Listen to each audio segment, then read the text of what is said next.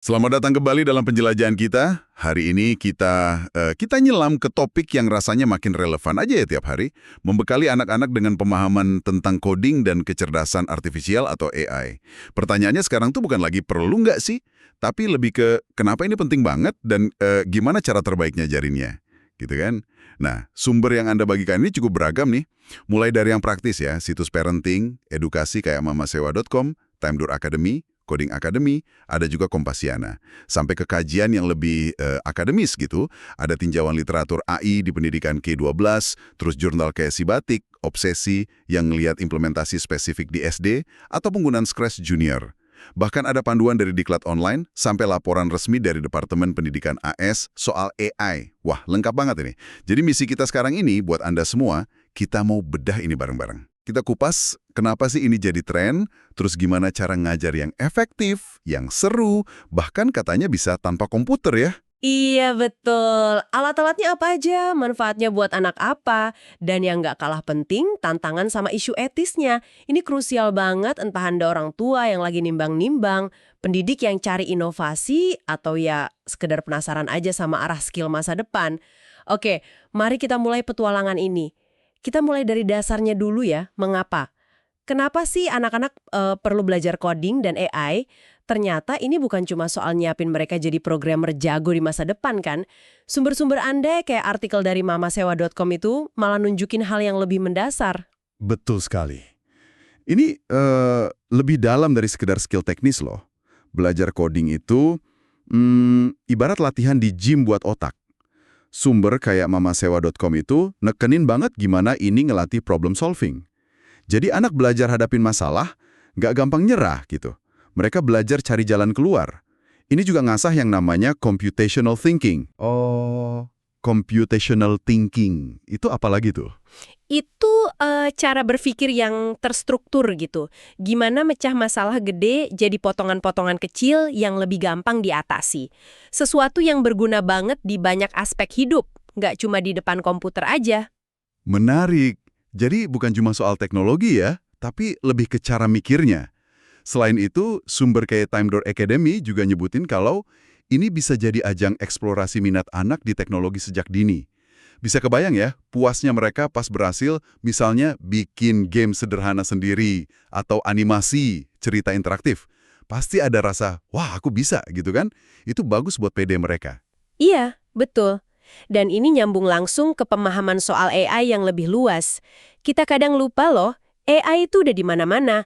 Asisten suara di HP kita, filter lucu di medsos, rekomendasi film atau lagu. Oh iya ya, bener juga. Itu semua AI. Nah, ngenalin ini sejak dini, kayak yang disaranin Coding Academy atau modul Diknas, itu bantu ngilangin kesan mistis atau rumit gitu pada AI. Anak jadi paham konsep dasarnya, nggak nganggepnya sihir atau sesuatu yang, gimana ya, menakutkan. Tinjauan literatur global juga setuju kok, literasi AI ini jadi salah satu tujuan penting pendidikan zaman sekarang. Bahkan lembaga sekelas Departemen Pendidikan AS aja, dalam laporannya ngelihat AI ini potensinya gede buat ningkatin kualitas belajar mengajar. Meskipun ya, mereka juga nekenin banget perlunya panduan yang jelas sama penggunaan yang hati-hati. Jadi jelas ya, ini bukan sekedar ikut-ikutan tren, tapi emang pergeseran yang dianggap fundamental secara global. Oke, itu tadi alasan kuatnya ya. Tapi dengar semua manfaat itu, pasti muncul pertanyaan praktis nih. Gimana caranya ngajarin konsep yang kedengarannya kompleks ini ke anak-anak, apalagi anak usia dini gitu, biar mereka tertarik bukan malah pusing duluan. Nah ini bagian serunya. Semua sumber sepakat, kuncinya itu harus dibikin menyenangkan, interaktif, dan disesuaikan sama usianya. Tim Door Academy itu ngerangkum ciri-ciri materi belajar yang oke buat anak. Bahasanya simple, visualnya menarik, materinya bertahap. Terus ada unsur mainnya, gamifikasi gitu. Dan yang penting juga, platformnya aman, bebas iklan. Kalau dari sisi akademis nih, tinjauan literatur AI di K-12, itu nemuin beberapa pendekatan yang sering dipakai dan efektif. Yang paling populer itu pembelajaran berbasis proyek atau project-based learning. Oh, project base ya? Iya, anak belajar sambil langsung ngerjain proyek yang relevan buat mereka. Misalnya bikin cerita digital, simulasi sederhana. Jadi langsung praktek, bukan cuma teori. Proyek kedengeran udah bagus tuh, karena langsung kelihatan hasilnya ya. Ada pendekatan lain nggak? Ada lagi, interaksi manusia komputer. Ini anak bisa belajar konsep AI tanpa perlu coding yang ribet di awal. Contohnya, mereka bisa ngelatih model AI sederhana pakai platform web kayak Google Teachable Machine buat ngenalin gambar atau suara. Atau ya interaksi sama robot edukasi. Terus ada pembelajaran berbasis main atau game. Nah, ini pasti anak-anak suka nih. Iya, ini manfaatin imajinasi anak. Bisa lewat game edukatif, atau bahkan main peran pura-puranya jadi pengembang AI gitu. Belajar jadi kayak main aja. Dan yang ini nih, mungkin agak bikin kaget. Aktivitas tanpa komputer. Atau unplugged activities. Wah, tanpa komputer, gimana caranya tuh? Ternyata bisa. Konsep dasar coding sama AI itu bisa diajarin tanpa perlu layar sama sekali. Contohnya, ngajak anak nyortir mainan berdasarkan warna atau bentuk. Itu kan ngelatih pengenalan pola. Atau bikin alur cerita bergambar pakai pilihan jika begini maka begitu. Itu ngajarin logika percabangan. Oh, iya ya, logika if then ya. Betul. Atau nyusun urutan gambar kegiatan harian. Itu ngelatih sequencing, kemampuan ngurutin langkah. Nah ini semua kan fondasi berpikir komputasional. Wah, unplugged activities itu ide bagus banget. Jadi nggak harus melulu depan layar ya. Ini bisa jadi solusi buat orang tua yang khawatir soal screen time. Ngomong-ngomong soal alat bantu nih, sumber Anda nyebutin banyak banget. Bisa bantu dipetakan nggak mana yang cocok buat usia berapa? Tentu. Jadi gini, untuk anak yang lebih muda, katakanlah usia SD ya, sekitar 7-13 tahun, itu platform pemrograman visual oke banget. Yang paling terkenal mungkin Scratch. Itu gratis, basisnya web. Anak-anak bisa nyusun balok perintah kayak puzzle gitu buat bikin animasi atau game. Serunya lagi, Scratch ini ada ekstensi AI-nya. Jadi anak bisa coba bikin proyek yang ngerespon suara atau ngenalin gambar. Wah, keren ya. Ada juga platform kayak Machine Learning for Kids. Ini juga visual gabungin Scratch sama konsep AI yang lebih eksplisit. Oke, itu buat SD. Kalau yang lebih kecil lagi gimana? Usia TK atau awal SD gitu?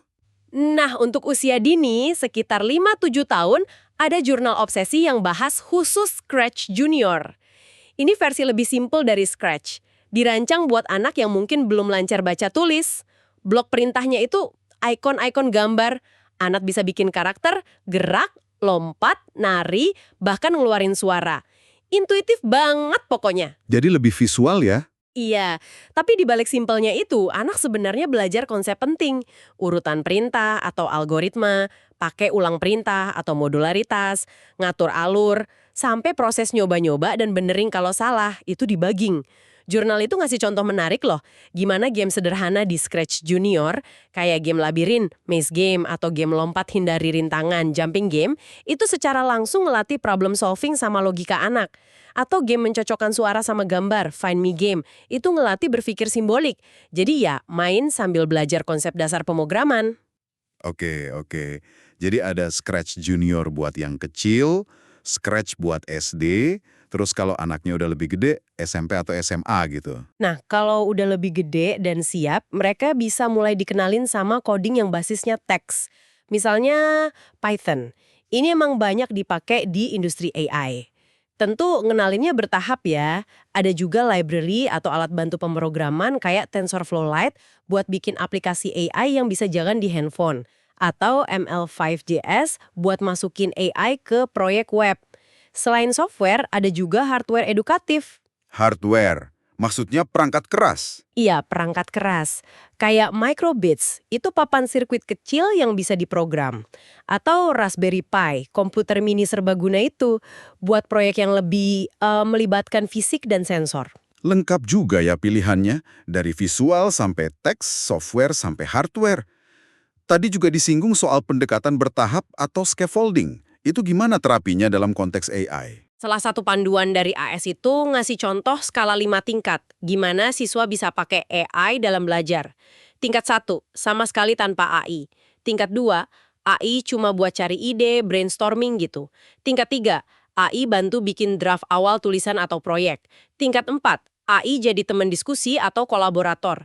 Dan tingkat 5, AI sebagai co-creator, kerja bareng siswa bikin karya. Ini ngebantu guru sama siswa paham peran AI yang beda-beda.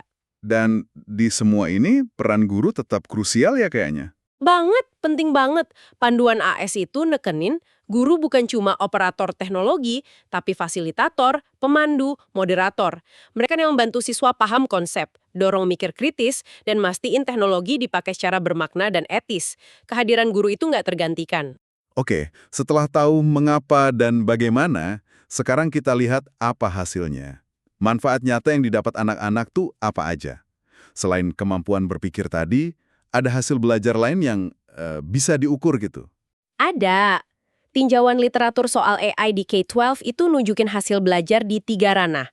Kognitif, itu soal pengetahuan dan pemikiran. Terus afektif, soal sikap dan minat. Sama perilaku. Secara spesifik, studi nemuin ada peningkatan rasa ingin tahu intelektual siswa.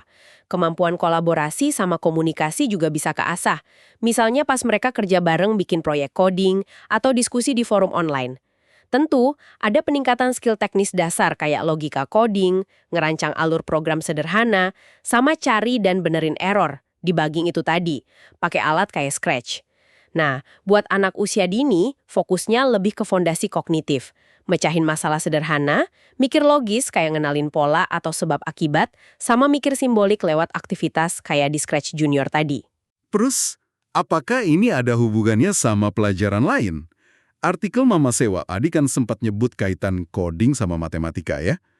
Laporan dari Aji juga nyebut potensi AI buat pembelajaran adaptif. Maksudnya, nyesuaiin materi sama kecepatan dan gaya belajar tiap anak. Gimana tuh? Betul banget. Potensi AI buat asesmen formatif, penilaian selama proses belajar itu gede banget. Kayak yang disorot laporan Aji.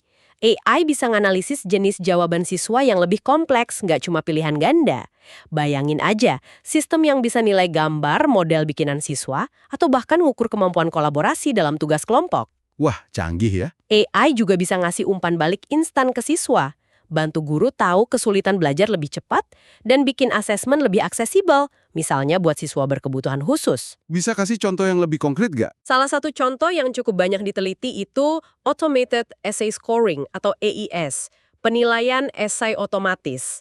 Sistem ini bisa ngasih umpan balik awal ke tulisan siswa, soal tata bahasa, struktur, atau pilihan katanya. Ini bisa banget bantu guru hemat waktu koreksi dan bikin siswa bisa latihan nulis lebih sering dengan feedback cepat. Kedengarannya berguna ya. Tapi ini penting nih, AIS itu punya keterbatasan gede. AI mungkin pinter ngenalin pola kalimat, tapi ya belum tentu bisa nangkep dalamnya argumen, orisinalitas ide, atau nuansa bahasa kayak manusia. Jadi ya, ini alat bantu yang menarik, tapi nggak bisa gantiin penilaian mendalam dari guru. Oke, potensinya emang besar, tapi pasti ada tantangannya juga kan di lapangan? Sumber kayak jurnal Sibatik sama video diklat online pasti nyorot ini. Apa aja sih hambatan utama buat nerapin coding dan AI di sekolah-sekolah kita? Beberapa tantangan klasik tapi krusial banget yang diidentifikasi sumber-sumber Anda itu antara lain, pertama, infrastruktur. Akses internet stabil sama ketersediaan perangkat kayak komputer atau tablet yang cukup, itu masih jadi PR gede, apalagi di daerah tertentu. Iya sih, itu masalah umum ya. Spek perangkatnya juga kadang jadi kendala buat jalanin aplikasi tertentu. Kedua, kesiapan guru. Nah, ini tantangan besar juga. Banyak guru ngerasa perlu ningkatin kapasitas, baik pengetahuan maupun skill, biar bisa ngajar coding dan AI dengan pede dan efektif. Jadi perlu banget pelatihan berkelanjutan sama dukungan komunitas. Ketiga, kebijakan dan kurikulum yang mungkin belum sepenuhnya nyambung. Kadang penerapannya masih inisiatif guru atau sekolah aja, belum ada sistem yang mapan dari pusat. Keempat, resiko memperlebar kesenjangan. Kalau nggak dikelola baik, siswa dari latar belakang ekonomi beda bisa punya akses yang timpang banget ke pembelajaran teknologi ini. Selain tantangan sistemik itu, gimana sama dampak langsung teknologinya sendiri? Soal screen time misalnya. Itu kan kekhawatiran banyak orang tua. Itu kekhawatiran yang valid banget. Terlalu banyak waktu pasif depan layar emang bisa ada dampak negatifnya. Tapi menariknya nih, salah satu artikel dari tim Door Academy justru ngelihat belajar coding itu sebagai alternatif screen time yang positif dan produktif. Oh gitu? Kenapa bisa? Karena pas coding, anak kan nggak cuma nonton atau main game pasif gitu aja. Mereka aktif, mencipta, mikir logis, mecahin masalah. Jadi waktu layarnya dipakai buat ngasah otak, bukan sekedar hiburan pasif. Itu perspektif yang menarik sih. Tapi kan nggak semua platform digital sama ya. Ada artikel lain dari Tim Door yang bahas risiko platform game terbuka kayak Roblox. Itu gimana? Bener banget.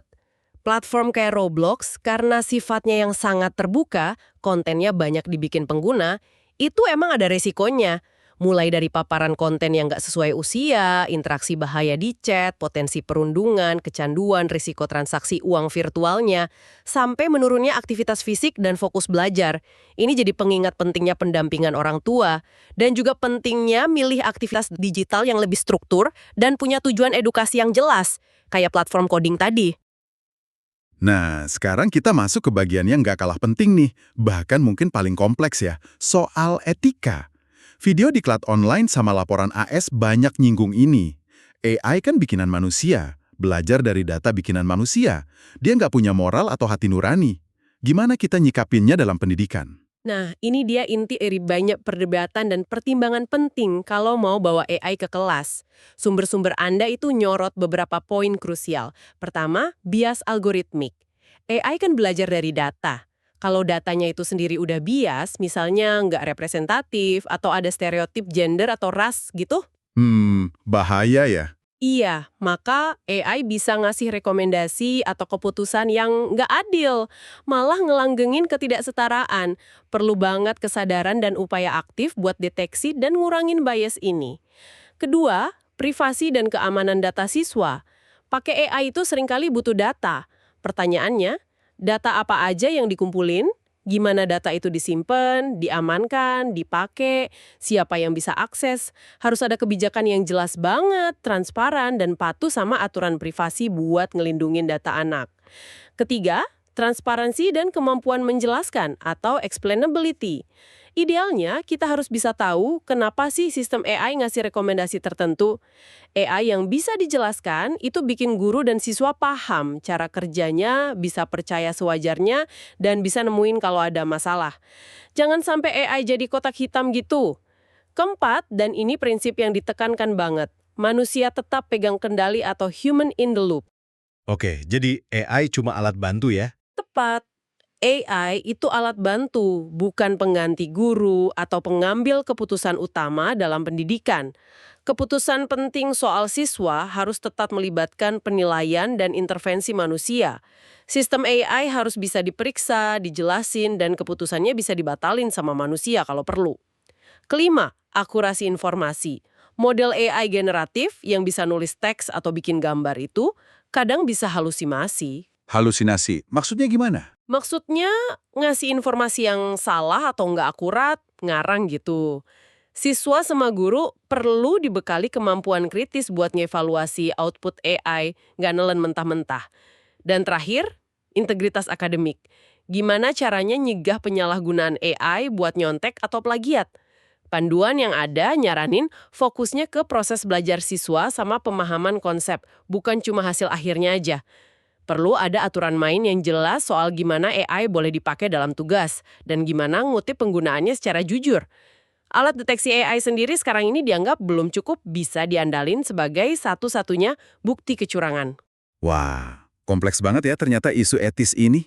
Jadi intinya bukan cuma pakai AI-nya aja ya, tapi juga ngajarin anak-anak tentang etika penggunaan AI itu sendiri. Tepat sekali. Literasi AI yang utuh itu ya mencakup pemahaman soal isu-isu ini, privasi, potensi bias, tanggung jawab pengguna, ngajak anak mikir kritis, kapan AI ngebantu, kapan bisa bahaya, gimana AI bisa dipakai buat hal baik. Panduan dari AS bahkan nyaranin nanamin kesadaran ke siswa, kalau bikin perintah atau prompt, yang bagus itu butuh usaha, jangan langsung percaya output AI, dan harus jujur kalau pakai bantuan AI dalam tugas. Wah, kita udah ngupas banyak lapisan ya hari ini. Dari mengapa coding dan AI itu penting buat ngelatih cara berpikir, terus bagaimana ngajarinnya dengan cara yang seru dan macam-macam, termasuk tanpa layar. Apa aja alat bantunya dari usia dini sampai remaja? Apa manfaat nyatanya? Sampai ke tantangan dan rambu-rambu etis yang kudu kita perhatikan. Memang potensinya besar, tapi ya perjalanannya ini butuh navigasi yang cermat. Kita perlu maksimalin manfaatnya sambil secara sadar ngelola tantangannya. Entah itu soal infrastruktur, kesiapan guru, maupun yang paling fundamental, mastiin teknologi ini dipakai buat dukung perkembangan manusia seutuhnya dengan tetap jaga nilai-nilai kemanusiaan dan etika. Manusia, guru, orang tua, siswa harus selalu jadi nahkodanya.